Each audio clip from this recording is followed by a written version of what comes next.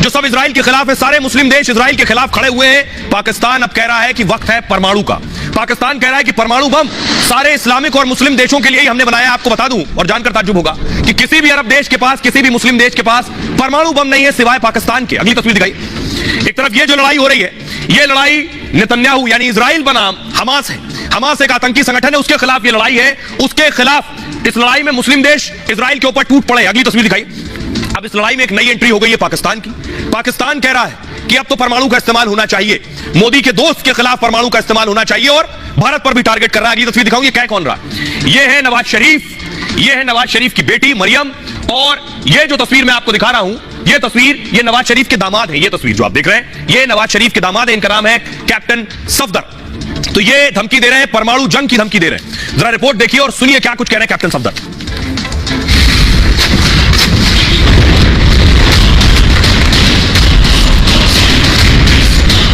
मोदी के यार नेतन्याहू आतंकियों से जंग लड़ रहे हैं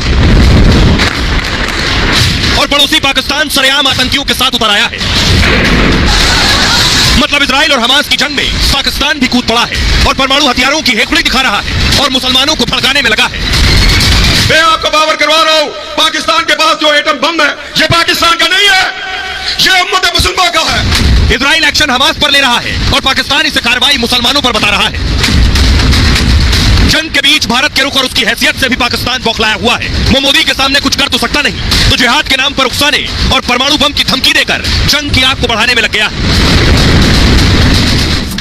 इस वक्त टेंशन बहुत बड़ी हुई है। आप देख रहे हैं पूरी दुनिया और खासतौर पर अरब देश इजराइल पर टारगेट कर रहे हैं। दूसरी तरफ अरब देश के सामने कौन है? दूसरी तरफ खड़े हुए हैं पश्चिमी देश जो इजराइल के साथ है। तो अब ऐसे में पाकिस्तान क्या कह रहा है? कह रहा है हम परमाणु बम मार देंगे। नवाज शरीफ के आगे खड़े नवाज शरीफ के दामाद। नवाज शरीफ के दामाद ने इजराइल के विरोध में एक रैली की और पाकिस्तान से भारत इजराइल के खिलाफ जहर उगला है। कैप्टन सफदर ने पाकिस्तान के पेशावर में इस रैली को किया। इसमें मुस्लिमों को भारत और इजराइल के खिलाफ भड़काया है। सफदर ने भारत और इजराइल को परमाणु धमकी दी है। सफदर ने कहा पाकिस्तान का परमाणु बम हर मुस्लिम देश का परमाणु बम है। मुसलमानों जिहाद के लिए तैयार हो जाओ, ये कह रहे हैं कैप्टन सफदर। फिलिस्तीन के लोग आपकी ओर देख रहे हैं। गाजा के मुसलमानों को बताएं कि हम आपके साथ हैं। मुस्लिमों गजवाए हिंद के लिए भी तैयार हो जाओ। अगर मुस्लिम जिहाद नहीं करते हैं तो अपमान का इंतजार करता है, अपमान इंतजार करता है। यानी इनका कहने का मतलब है या तो जिहाद करो और नहीं करोगे तो फिर तुम्हारा अपमान होगा। ये कुछ नहीं कर रहे हैं फिर भी पूरी दुनिया में अपमान और जिल्लत झेल रहे हैं। मुसलमान जिहाद के लिए तैयार ना रहे तो जिल्लत झेलनी होगी। इजराइल एक्शन आतंकी संगठन हमास के खिलाफ कर रहा है, लेकिन सफदर जंग जैसे लोग इसे मुस्लिमों से जोड़कर उकसाने में लगे। वो इजराइल को मुस्लिमों का दुश्मन साबित करने में लगे हैं और जो इजराइल के साथ है उसे मुस्लिम विरोधी बता रहे हैं। ये करने के पीछे बहुत गहरी साजिश है। आपको बताऊं दरअसल कोशिश ये है कि किस तरह से इस पूरी जंग को एक आतंकी संगठन के खिलाफ जो जंग है उसे मुसलमानों के खिलाफ जंग बना दिया जाए। नवाज शरीफ के दामाद कौन है जरा देखिए। ये तस्वीर आप देख रहे हैं, सफदर पाकिस्तान के खैबर पख्तूनख्वा के रहने वाले हैं। सफदर अवान पाकिस्तान की सेना में कैप्टन भी रह चुका है, लेकिन उनकी पहचान नवाज शरीफ के दामाद के तौर पर होती है। सफदर की शादी 1992 में नवाज शरीफ की बेटी मरियम से हुई। इसके बाद वो पाकिस्तान की आर्मी छोड़कर पॉलिटिक्स में, राजनीति में आ गए। सफदर भी पत्नी मरियम की तरह PMLN पार्टी के इस वक्त नेता है, पाकिस्तान मुस्लिम लीग नवाज के नेता है, और 2008 से 2018 तक पाक नेशनल असेंबली के सदस्य भी रहे हैं। लंबे वक्त बाद नवाज लंदन से पाकिस्तान अब वापस लौट रहे हैं, यानी इनके ससुर। तो उनके स्वागत के लिए सफदर रैलियां कर रहे हैं और ऐसी ही एक रैली में नवाज के दामाद ने जहर उगला है। सुनिए जरा कैप्टन सफदर को जो क्या कुछ कह रहे हैं परमाणु बम को लेकर। तो अगर जहाद के लिए तैयार ना रहे तो फिर जिल्लत का सामना है। जहाद के लिए तैयार हो, गज़वा इनके लिए तैयार हो। कि जब कश्मीर के अंदर, मकबूजा कश्मीर के अंदर जुल्म हो रहा था, Nawaz Sharif leader of the opposition नीला भट्ट पे तकरीर कर रहे थे। उन्होंने कहा मैं इंडिया को बावर करवाता हूं कि हम एक भी पाकिस्तान है, हमारे पास इतना सा एटम बम है। मैं आपको बावर करवा रहा हूं, पाकिस्तान के पास जो एटम बम है ये पाकिस्तान का नहीं है, ये उम्मत मुसलमान का है। आइए अब आपको बताऊं, जिस गजवाए हिंद का जिक्र कर रहा है नवाज का दामाद, इसका भारत से क्या ताल्लुक है? यानी परमाणु धमकी जो दे रहा है वो गजवाए हिंद बनाने के लिए दे रहा है। इस्लाम के शासन को मिशन गजवाए हिंद कहते हैं। गजवाए हिंद में गजवा का मतलब युद्ध होता है, हिंद का मतलब हिंदुस्तान यानी भारत से। भारत में भी इस्लामी शासन कायम करना गजवाए हिंद है। कट्टरपंथी दुनिया को दो तरह के देशों में बांटते हैं, पूरी दुनिया को। एक वैसे देश जहां इस्लामिक अनुयायियों का शासन है, दूसरा वो देश जहां इस्लाम मानने वाले रहते जरूर हैं लेकिन उनका प्रत्यक्ष रूप से शासन नहीं। कट्टरपंथी मानते हैं भारत में शासन के लिए पर्याप्त मुसलमान है, इसलिए भारत में मुसलमानों का शासन होना चाहिए। कट्टरपंथी कहते हैं भारत मुस्लिमों की धरती है, इसलिए यहां हिंदू या दूसरे धर्म के लिए कोई जगह नहीं। इसी के लिए आतंकवादी जिहाद की वकालत करते हैं, आतंकी अड्डों पर आतंकियों को बरगलाया जाता है, कहा जाता है एक दिन भारत में गजवाए हिंद होगा, इसके लिए मरने वालों को जन्नत का सपना दिखाया जाता है और यही जन्नत नसीब करने पाकिस्तान से आतंकी आते हैं। आतंकियों से अक्सर इस तरह के गजवाए हिंद के दस्तावेज भी मिलते हैं। अब हमारे साथ जुड़ रहे हैं कर्नल शैलेंद्र, और कर्नल शैलेंद्र जुड़ रहे हैं, सोचिए जरा, जिस पाकिस्तान के पास ना आटा है, ना बिजली है, ना खाने को कुछ है, वो गजवा की बात करता है, वो परमाणु की बात करता है। कर्नल शैलेंद्र, सवाल यह है कि हमें इसे कैसे लेना चाहिए, ये जो धमकी दे रहा है पाकिस्तान और नवाज शरीफ के दामाद, या सीरियसली लेना चाहिए या इसे गंभीरता से लेने की जरूरत नहीं? मुझे नहीं लगता कि नवाज शरीफ का इसमें कोई रोल होना चाहिए, जिसका कि अपने ही देश में ना कोई सुनवाई है, ना कोई इज्जत है, वहां के आप एक भगौड़े हैं।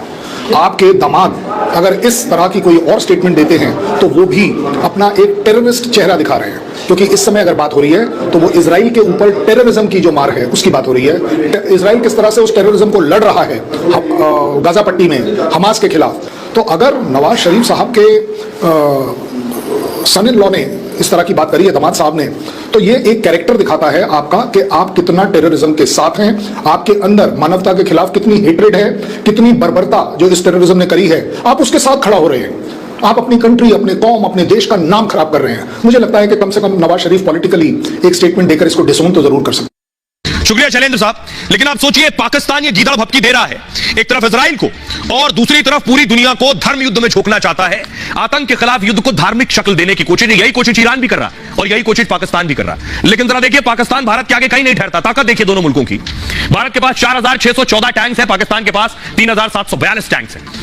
लड़ाकू विमान भारत के पास 58, पाकिस्तान के पास 36 है। एयरक्राफ्ट यानी युद्धपोत भारत के पास 2, पाकिस्तान के पास एक भी नहीं। पनडुब्बियां भारत के पास 18 है, पाकिस्तान के पास 9 पनडुब्बी। एक्टिव सैनिक भारत के पास 14,50,000, 14.5 लाख है और पाकिस्तान के पास 6,54,000। मिलिट्री पैरामिलिट्री फोर्स 25,27,000 भारत के पास है और सिर्फ 5 लाख पाकिस्तान के पास है। परमाणु हथियार 156 भारत के पास है, 165 पाकिस्तान के पास। एयरक्राफ्ट 2,210 भारत के पास है और 1,413 पाकिस्तान के पास है। फाइटर एयरक्राफ्ट 577 भारत की ताकत है और 363 पाकिस्तान की। हेलीकॉप्टर 803 भारत के पास है, 322 पाकिस्तान के पास है। नौसेना का बेड़ा जो है 295 भारत के पास है और 114 पाकिस्तान के पास है। यह है दोनों देशों की ताकत। इससे आप समझ सकते हैं कि कहां ठहरता है पाकिस्तान, कोई तुलना ही नहीं। लेकिन सुनिए जरा, ये जो सोच है कि पाकिस्तान के पास परमाणु हथियार, ये बात मैं क्यों कह रहा हूं, जितने भी मुस्लिम देश हैं उनमें से ज्यादातर अरब देश हैं जो तेल पर ही निर्भर रहे, केवल ऐश में ही लगे रहे, खुद न कभी विज्ञान के साथ जुड़े, न तरक्की की, न विकसित, न विज्ञान, न कोई हथियार बना पाया आज तक। इकलौता पाकिस्तान जैसा बिगड़ा मुल्क है जिसके पास परमाणु हथियार है। इसलिए पाकिस्तान उस परमाणु हथियार को सारे मुस्लिम देशों के साथ जोड़ता है और यह सोच पाकिस्तान में अंदर तक है। पाकिस्तान की एक पूर्व एमएलए को मैं आपको सुनवाना चाह रहा हूं जिनका नाम है सरवत फातिमा। उन्होंने विधानसभा में इसी परमाणु की बात को कहा था। पाकिस्तान अल्हम्दुलिल्लाह एक एटमी ताकत है। ये एटम बम दिखाने के लिए नहीं रखे गए हैं, ये एटम बम मुसलमानों और पाकिस्तान की दिफा के लिए रखा गया है। हम वज़ीर आज़म से मुतालबा करते हैं कि इसराइल को वाज़ेह पैगाम दें कि फ़लस्तीन पर जुल्म और सितम को ख़त्म करके अपना कब्जा ख़त्म करें, वरना हम इसराइल को दुनिया के नक्शे से मिटा देंगे। ये 2021 का बयान सुना रहा हूं मैं इनका। 2021 में भी ये इजराइल को मिटा रहे थे और हर बार ये इजराइल को मिटाने के मकसद से ही उस पर टूट पड़ते हैं, लेकिन हर बार हार जाते हैं क्योंकि नियत साफ नहीं। आइए अब आपको बताते हैं पाकिस्तान ऐसे ही कोशिश भारत को हराने की करता है। भारत की दोस्ती इजराइल से भी है, पुतिन से भी है, अमेरिका से भी ऐसे ही दोस्ती है, क्योंकि हिंदुस्तान के लिए पहले मुल्क है अपना, मुल्क के इंटरेस्ट है, भारत के इंटरेस्ट और इंटरेस्ट के हिसाब से हमारे सब दोस्त हैं, कोई दुश्मन नहीं। पहली बात। अगली तस्वीर दिखाऊं, लेकिन पाकिस्तान जैसे देश दोस्त बनने लायक नहीं। ये आप देख रहे हैं S-400 जो एयर डिफेंस सिस्टम पुतिन से लिया है भारत ने, जो बॉर्डर पर तैनात है। पाकिस्तान की तरफ से कोई हरकत हो तो ये आसमान में गिरा देगी। अगली तस्वीर दिखाऊं जरा, इसका एक डेमो देखिए। ये देख रहे हैं, ये मिसाइल डिफेंस सिस्टम, ऊपर गया रॉकेट। पाकिस्तान ने अगर कोई हरकत की है तो आसमान में ही पाकिस्तान के दुश्मन के हथियार को ढेर करने की ताकत रखता है। भारत ने अब ये ले लिया है तो पाकिस्तान डरा हुआ है। डर में पाकिस्तान क्या कर रहा है, अगली तस्वीर दिखाई जरा। पाकिस्तान ने एक मिसाइल लॉन्च की है, इस S-400 जो मैंने आपको दिखाया उसकी काट के लिए ये मिसाइल दागी पाकिस्तान ने कि भारत के पास S-400 है, हम एक मिसाइल बनाए जो उनका S-400 को गिरा दे। अब बना तो ली मिसाइल, परमाणु की धमकी दे रहे थे, लेकिन हैसियत देखिए, ये मिसाइल फुस हो गई। अगली तस्वीर दिखाई, ये देखिए, ये खेत में पड़ी है। अब आप अंदाजा लगाइए, भारत को हराने के लिए बातें कर रहे हैं, S-400 गिराने की बात कर रहे हैं, अपनी मिसाइल गिर गई खेत में। यह है पाकिस्तान की स्थिति। अब मैं आपको बताऊं कि आखिर दरअसल, अगली तस्वीर एक और तस्वीर है, अगली तस्वीर दिखाई, देख रहे हैं, ये वो मिसाइल है जो टेस्ट की गई है। इसका नाम है अबाबील। अबाबील मिसाइल और ये आकर खेत में गिर गई। ये भी फ्लॉप शो हो गया है, यानी जो मकसद था भारत को हराना, भारत के सामने काउंटर खड़ा करना, लेकिन उसमें फेल हो गए। देखिए इसकी टेस्टिंग कहां हुई थी, ये देख रहे हैं आप, इसकी टेस्टिंग इस्लामाबाद जो राजधानी है उससे दूर बलूचिस्तान है। बलूचिस्तान के डेरा बुगती में इस मिसाइल का टेस्ट हुआ और डेरा बुगती में ही यह मिसाइल गिर गई। यह हालत है इसकी। अब आपको दिखाता हूं मैं कि आखिर यह मिसाइल कैसे खेत में जा गिरी है।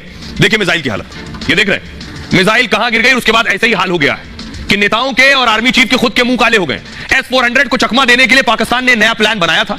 वो अबाबील मिसाइल को अपडेट कर उसका टेस्ट कर रहा था, गुपचुप तरीके से अबाबील मिसाइल का परीक्षण कर रहा था, जिसमें पाक फौज के कई अधिकारी, वैज्ञानिक, इंजीनियर भी थे।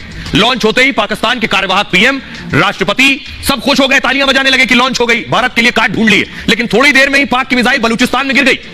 मिसाइल का मलबा खेत में गिरा और लोग दहशत में आ गए।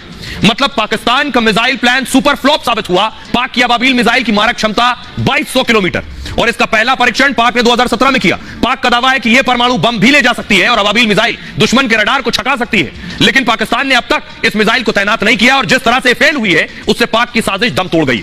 लोग पाकिस्तान के विज्ञान और तकनीक पर भी सवाल उठाने लगे हैं। सोचिए सोच क्या थी, लेकिन कहां रुक गए पाकिस्तान की मिसाइल। अब इन्हें डर किस बात का है? इन्हें डर है भारत के S-400 से। अब ये S-400 की ताकत देखिए जरा। कोशिश थी कि S-400 को हम गिरा देंगे, इसकी काट खोज लेते हैं। यह है S-400।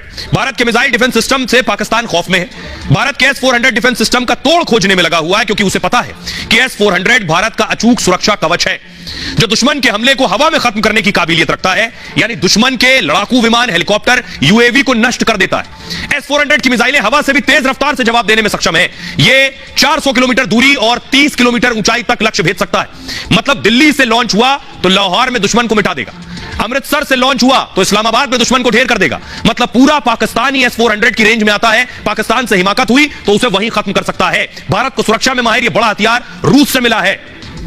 और हमारे साथ मेजर जनरल संजय सोई साहब जुड़ रहे हैं। संजय सोई साहब, मेरा सवाल यह है कि पाक की जो धमकी है इसको लेकर हमें टेंशन लेनी चाहिए? उनका जो S-400 के लिए अबाबील बनाया था वो फ्लॉप हो गया। एक तो पाकिस्तान जो अबाबील मिसाइल का जो प्रशिक्षण कर रहा था, ये खास तौर से भारत के जो एंटी एयर डिफेंस सिस्टम है उसको बीट करने के लिए इसके अंदर क्षमता है कि उनको बीट करने की कोशिश कर सकते हैं, चाहे वो S-400 हो। दूसरा, इसके अंदर एक जब मिसाइल जाती है तो उससे कई सारे वॉरहेड निकलते हैं जो कई जगह पे एक साथ अटैक कर सकते हैं। मिसाइल लेके उससे कई सारे रॉकेट निकलते हैं और ये कोशिश तकरीबन 2200 किलोमीटर की इसकी रेंज है जिसके ट्रायल हो रहे हैं। लेकिन जैसा कि हम जानते हैं कि पाकिस्तान के ट्रायल किस प्रकार से होते हैं और किसकी इसको मदद मिल रही है, ये फेल होना ये दिखाता है कि अभी इसमें वो काफी दूर है। अभी इतना समय, इनको काफी समय लगेगा कि अगर ये मिसाइल जब तक इनके यहाँ ऑपरेशन हो जाए। शुक्रिया सोई साहब। अब एक बात कि पाकिस्तान बेशक मिसाइलें बनाता हो, अब इसको इस तरह से समझिए कि पाकिस्तान को भारत से डर रहता है, बहुत डरता है, घबराता है, इसलिए पटाखे बनाता है, लेकिन पटाखे उसी के आंगन में फूट जाते हैं। उसी तरह की एक मिसाइल बनाई थी शाहीन मिसाइल। शाहीन 3 मिसाइल पिछले दिनों फ्लॉप हो गई। अगली तस्वीर दिखाई जरा, ये आप देख रहे हैं। उसके बाद हड़कंप मचा, पाकिस्तान में भगदड़ मच गई। पाकिस्तान ने इसको स्वीकारा नहीं। कोई भी देश जिसकी मिसाइल फ्लॉप हो गई हो, गिर गई हो, ऐसे ही फट गई हो, वो मानेगा ही नहीं कि ऐसा कुछ हुआ। ये भगदड़ जो मची है उस इलाके में, ये वो तस्वीर मैं आपको दिखा रहा हूं। अब मैं आपको बताऊं, पाकिस्तान के साथ इस तरह की एम्बैरेसमेंट, इस तरह की फजीयत कई बार कई मौकों पर हो चुकी है। पूरे कई सालों की लिस्ट में आपको दिखाने जा रहा हूं जब इनकी मिसाइलें फुस हो गई हैं। ये जंग लड़ने की बात करते हैं। देखिए जरा, 2023 में सिंध में शाहीन 3 का मिसाइल परीक्षण फेल हो गया। 2022 में सिंध के जमशोरो में अज्ञात पाकिस्तानी मिसाइल गिर गई। 2020 में बाबर 2 मिसाइल बलूचिस्तान से परीक्षण फेल हो गया। उसके पहले देखिए जरा, 2019 में शाहीन 3 मिसाइल में लॉन्चिंग के दौरान खराबी आ गई। 2017 में नियंत्रण प्रणाली में खराबी से अबाबील का टेस्ट नाकाम हो गया। यानी ये जो अबाबील अभी गिरी है 2017 में भी ऐसे ही नाकाम हो चुकी थी। 2015 में पाकिस्तान की एक बड़ी मिसाइल परीक्षण विफल रही। उधर मोदी जी हंस रहे, इधर पूरा देश हंस रहा है पाकिस्तान की हालत देखकर। 2013 में हत्फ मिसाइल टेस्ट में उड़ी लेकिन फौरन जमीन पर गिर गई। 2010 में नियंत्रण प्रणाली में खराबी से अबाबील मिसाइल नाकाम हो गई। 2008 में बड़ी गड़बड़ी से शाहीन 2 मिसाइल का परीक्षण फेल हो गया। यह है पाकिस्तान के लिए सबसे ज्यादा शर्मनाक बात। पाकिस्तान खुद को दरअसल चाहता है कि वो दुनिया में मुसलमानों का नेता बन जाए, मुस्लिम देशों का नेता बन जाए, सिर्फ इसलिए क्योंकि उसके पास परमाणु बम है। लेकिन उसकी फटेहाली ऐसी है कि पाकिस्तान को कोई गंभीरता से लेता नहीं। सब मानते हैं कि आतंकी मुल्क है और ये पाकिस्तान के लोग भी मानते हैं। उन्हें सुनिए जरा। अब किस तरह इंडिया का मुकाबला करना चाहिए? इंडिया पागल है यार, कोई जंग में आएगा और आगे अपनी इकोनॉमी जो $560 बिलियन के रिजर्व उनके पास पड़े हुए हैं और हमारे पास $5 बिलियन के रिजर्व है, वो भी किसी के उधार में। ठीक है, अब किस तरह इंडिया चाहेगा कि वो अपनी चलती हुई इकोनॉमी को एक जंग में झोंक के खराब कर ले? हम तो ऑलरेडी जंगें लड़ रहे हैं, कभी अमेरिका की जंग, जो अमेरिका ने कहना है इंडिया ने वही करना है। हाँ ठीक है, अभी मुआशी तौर पर वो हमसे आगे हो सकता है, लेकिन जंग के लिए वो डायरेक्ट हमारे साथ अटैच नहीं हो सकता। इंडिया हम पे अटैक नहीं करेगा, ये भी तो इंडिया पे अटैक करेगा वो तब करेगा जब हम बहुत वीक हो जाएंगे, तो वो हमसे लेंगे गिलगित बल्तिस्तान और कश्मीर। अब एक चीज को और एक बात को बहुत गंभीरता से समझिए कि क्यों कई मुस्लिम देश, ईरान और पाकिस्तान जैसे देश, हमास जैसे आतंकी के खिलाफ और आतंक के खिलाफ जो लड़ाई है इजराइल की, उसे मुसलमानों के खिलाफ लड़ाई में बदलने की कोशिश कर रहे हैं।